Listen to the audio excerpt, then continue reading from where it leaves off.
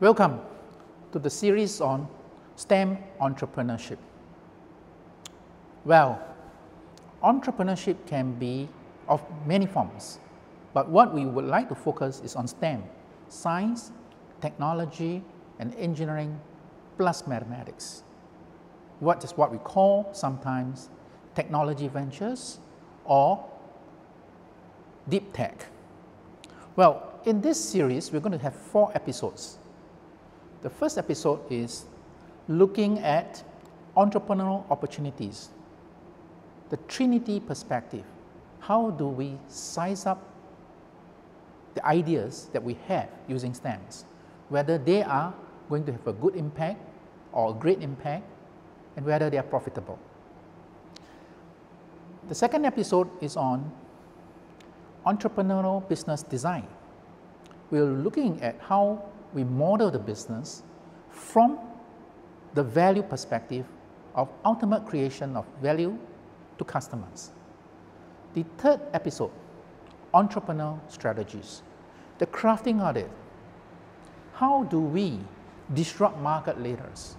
What are the strategies using technologies to achieve market leadership? And the final episode is on financing entrepreneurial ventures. What are the kind of investors? We look at a smart perspective, not just money, not just financial investment, but smart money, smart investments. The first episode is on evaluating entrepreneurial opportunities, the Trinity perspective. The world, whether through the universities, research institutes, have been working and developing on many technologies, and therefore there are many great ideas that comes out. The issue is that you may have received 10 ideas. How do you know, or how do you pick one to work on? In this episode, we're going to teach you a framework called the Trinity perspective to look at how to choose the right opportunity for yourself. And therefore, let's start with, you have a fantastic business idea from STEM. How do you know it's a fantastic business idea? People will come to you with all the kinds of interesting stuff, and they will try to convince you that it is a great idea and you should work on it and you should invest in it. Well, the Trinity perspective gives you an evaluation framework called sizable, sustainable, and scalable, 3S model. Well, how does the 3S model work? Firstly, if you have a great idea and somebody comes to you with a great idea, what you're interested in is really the application. And this application, as what we learned in innovation design, in design thinking, is all about the customer perspective. Well, from the persona, we should be able to tell whether eventually this solution will have a sizable market. So, sizability. Second thing is how sustainable it is. Well, I'm not talking about the climate change. When I talk about sustainable, is how long, when you roll out the business, how sustainable it is, such that before competitor comes in, you have the market. In other words, when we introduce a new product, there is a time that we are unique and possibly monopoly for the product idea that we have, and that is the sustainable period. Well, the third factor is scalable. You might have a sizable market, you might have a good time of monopoly, but how can you scale up to reach out to the customer, to grab the market share? So that's very important, right? Sizable, sustainable, and scalable as a framework for us to evaluate opportunities. Sizable, how big is the market? First factor. What do you mean by big? I think it's important to look at it from the angle of revenue. Sustainable. How long are you unique? In fact, how long do you enjoy monopoly before the next competitive products comes on the market? Scalable. How fast can you grow? Now, if you put it on a chart with a vertical axis in billions of dollars and the horizontal axis in time. So the market size, you can draw a straight line across. That is sizable. Could be 100 million for you, could be $1 billion for you. And the sustainable period is on the horizontal axis, where we can see this is the time that we have unique competitive position. And then finally, we have the scalability factor, where we look at how fast we can scale our business towards the market size that we identify. Now, if we look at the green line, this is also possible, because what is important is part of a strategy or business design is that, background noise, okay or not? Okay, right. So if you look at the green line, what you see is that before the sustainable time runs out, we are able to hit the market size that we want. So this is still all right, because going forward, you are still the market leader. Now, if you follow the red line in the business design, well, you have to start sharing market with other competitors who may come and imitate or may become a version that performs the new products or new innovations that you're working on, that you have working on or previously have. Does it matter? Yes, it matters, because it's important for you to maintain market share and market leadership. So as a matter of fact, you want 100%. That was almost impossible to have 100%, but at least 50% above to maintain market share. Let me give you an example. In a case where it is a social media, that's why you come out with apps and the social media, and therefore the market size is huge. However, the sustainability period is short, maybe 6 months, maybe a year, depending on how much complexity you build into this social media business. So you compete on scalability, so you really have to scale up as soon as possible in order to get the market share. And therefore, in the modern digital world economy, we use a lot of network externalities. There is less IP protection, so speed is important. GBF is crucial. GBF stands for grow big fast.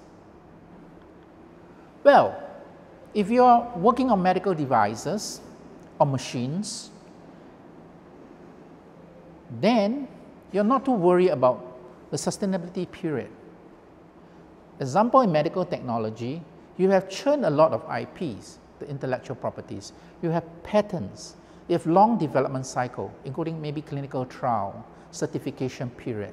So it is difficult for people who see that you are in front to catch up. You know when they are coming, and therefore you can plan your strategy. So therefore, it all depends on what kind of product, which industry you are in. But the 3S model is so flexible that if you work on the factors on sizable, sustainable, and scalable, you should be able to evaluate which ideas you should be pursuing. So let's come back to being market sizable, right? How big is the market? How are you going to compute that? So what are the characteristics of the market that's worthy for you to work on for the next 3 to 5 years of your lifetime? So if you're an entrepreneur, you want to work on a big project, and you're going to spend at least 3 years and even more in order to bring this business up. You do not want to work on a product that has a market size of $1 million annually, right? At least 100 million and above, and preferably $1 billion eventually, so that you are a unicorn and you have the dreams of unicorn. The question is, the market size must be big, not just for yourself. The market size, we look at it from two angles, right? The overall market size and how we grow it. What is the rate of growth? So therefore, the two words that really determine your revenue projection using the 3S model, sizable and scalable. Now, you look at it from your perspective of you choosing the idea or evaluate the idea and say, I want to work on it.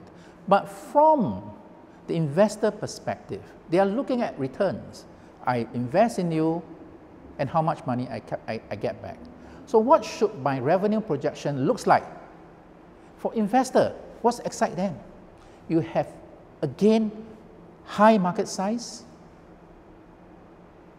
and very fast growth rate. Again, something we call the hockey sticks. And in the hockey sticks, stage one will be tinkering, means building your products, then you enter, and then you have an inflection point and high growth. So all new business grow through this, is whether you elongate it or you compress it.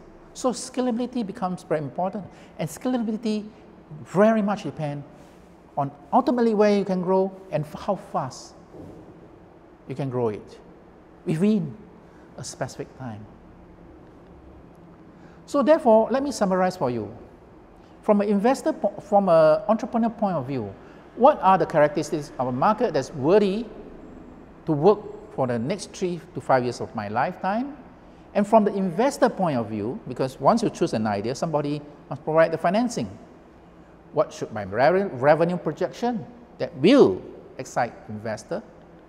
And then you plan your hockey sticks, your growth strategy, then you go. The question is, how do I know? How do I really compute this market size and growth? So first thing we need to figure out is to determine the market is to how you do an annual sales forecast. And it's very simple. A simple formula is you have this number of customers multiplied by the number of transactions over 1 year and the price, and that is your annual revenue. So possibly if you look at a person, let's say he buy a clicker, right? But he possibly will buy a clicker a year. So if 1 million customers, there's only 1 million clickers at times $100, it's $100 million a year. However, if you have a high-tech, let's say, ice cream, one person could have 1 ice cream a day. That will be times 365 transactions times maybe $5. And that the number ended up will be very, very big. So use this formula to determine the annual sales and the market size. So a lot of people look at it and says, all right, where should I focus? Do I focus on the customers? Do I focus on the transactions? Or do I focus on the price? Well, it depends on the strategy. Obviously, one way to compute is looking at the customers. But every time we look at customers, we need a minimal set of customers, minimum number of customers, but we then therefore has to do customer acquisition strategy. How to bring this number of customers in. But customer acquisition has costs.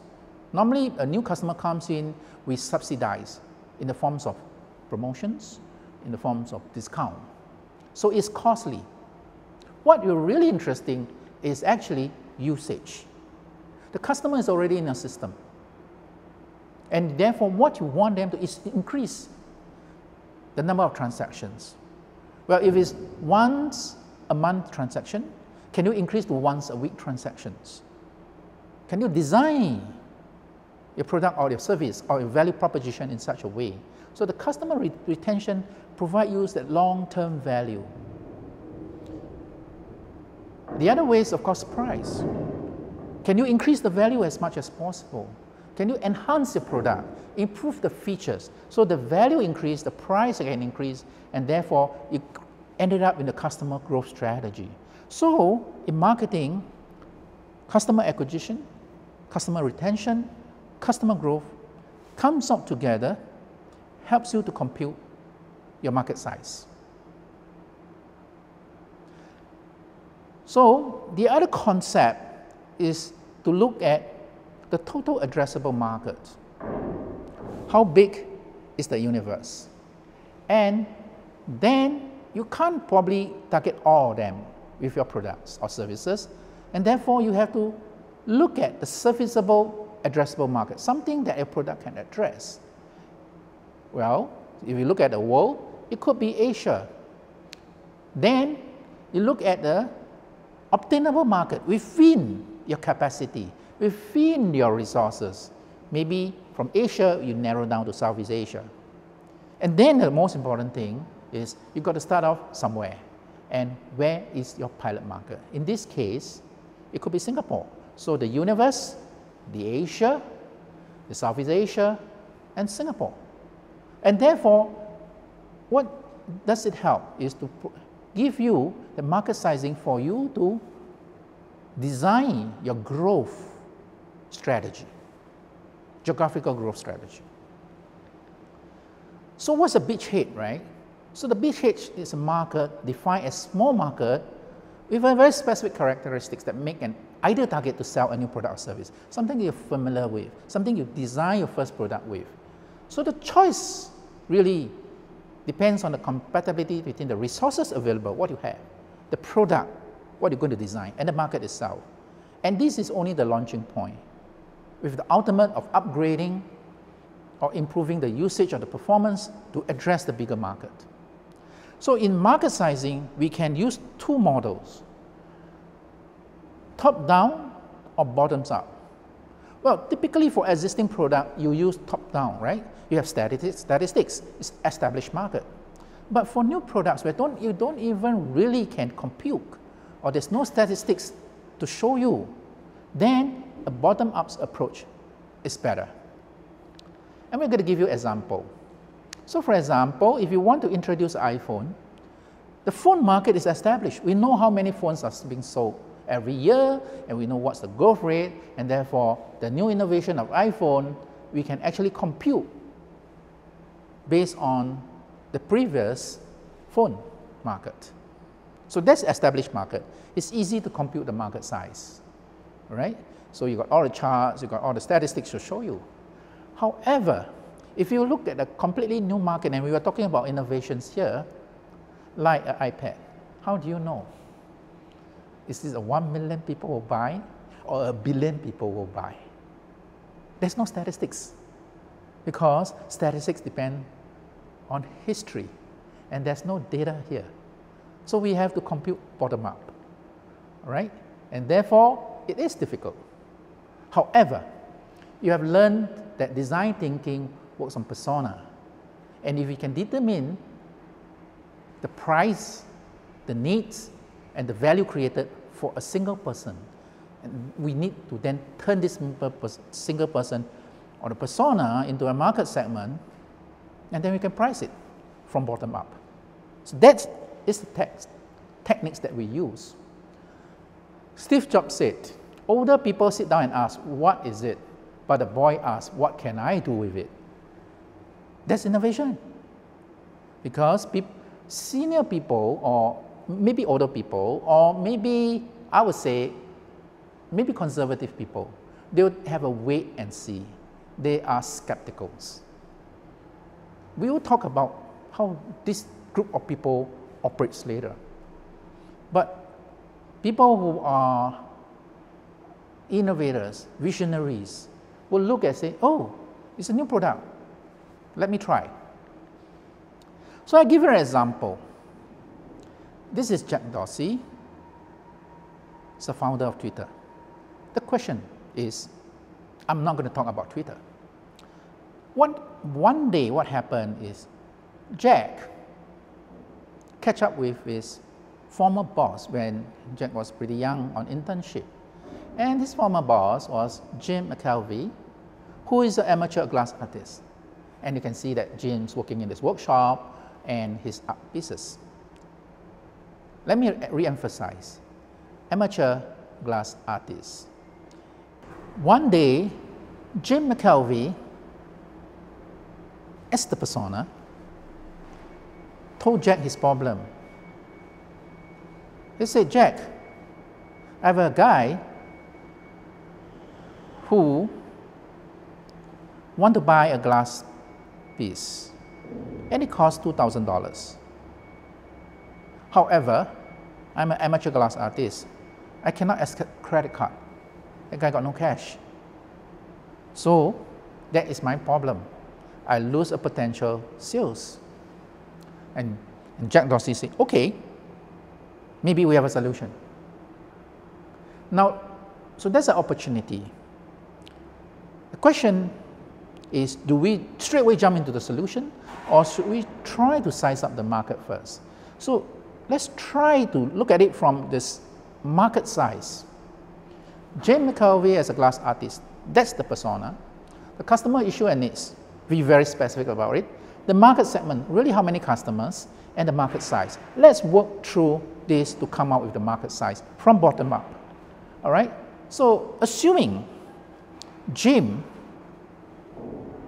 he said 2K, glass piece, no sales. So maybe for a year, he has 10 potential inquiries. Means he has no sales for about 20K. That's too small for us to work on, right? But however, this persona of Jim is actually amateur glass artist. So we talk to the Jim's community, the amateur glass artists groups, community groups, also associations. And maybe you will say, well, maybe about 20K, we do a survey, we interview them, and they say, all right, there are about 1,000 people there, the same problem with Jim. So that could be a 20 million. Now, 20 million transactions per year doesn't really sound exciting for us to work on. Let's further look at it. Is it really a problem of amateur glass artists? Does Jim as a persona represent just the amateur glass artist? Or actually Jim can actually represent the amateur artist, the painter, the potter, and how many vocations are there that suffer the same issue or the same needs that Jim is facing? So assuming, and we can actually do big survey here, there's 1,000 vocations that can actually be, suffering from the same issue. And we then take 20 million times 1,000, there's potentially 20 billion worth of market transactions. That is really big enough for us to work on. Is the number right? From a bottom-up approach. Well, Jack eventually comes up with a solution. The question is it really a billion-dollar idea? And it is. You can see that there are actually, this is Square and this is the competitor. Now Square, therefore, works with different people, and it developed the solutions that is on iPhone, and that it has a reader that you can swap and then you can pay. So using the iPhone, so there's no dedicated credit card terminal, and that's the technical solution. It's a STEM solution, all right?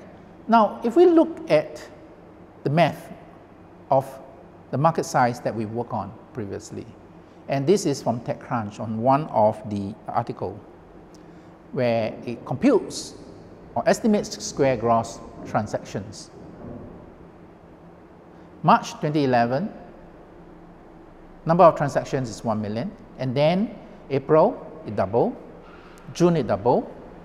Then we look at the yearly transactions, October 2011, 2 billion, March 4 billion, 2012, and the yearly in 2013 is 20 billion, and the year in 2014 is 30 billion. All right, so it's pretty sizable for you to work on, all right, from the bottom-up computations. Now, remember, this has no established data. We have to compute from the bottom. So what it means at the end is you now have a framework to evaluate ideas. So there may be 10 ideas to come. What you want to work on is the applications. And in this application, How big is the market from the bottom up? Then, how sustainable it is?